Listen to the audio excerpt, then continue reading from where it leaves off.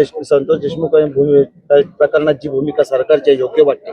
नाही नाही योग्य कुठे एक बी आरोपी धरला नाही. आणखी जे धरलेत तिथं आंदोलन करूनच अटक झालेली.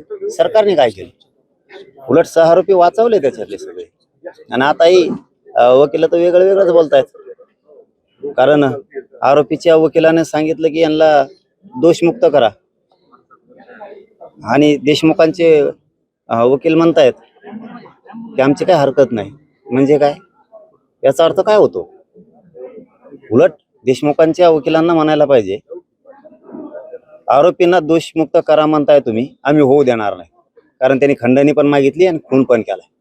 तितके पुरावे त्याला दोषमुक्त आम्ही मोक्यामधून होऊच देणार नाही असं देशमुखांच्या कुटुंबाने बोलायला पाहिजे. तर देशमुखांचे वकील तसं नाही बोलत. त्यांनी आरोपीच्या वकिलांना अर्ज मांडला दोषमुक्त करा आरोपीला म्हणून मोक्यातून. तर देशमुखांचे वकील म्हणतायत आमची काय हरकत नाही. म्हणजे काय? अवघड आहे. कोण आहे सगळ्याच्या मागे? देवेंद्र फडणवीस. दुसरं कोण आहे? त्यालाच लेखंडे असल्या का कुठाने करायचं.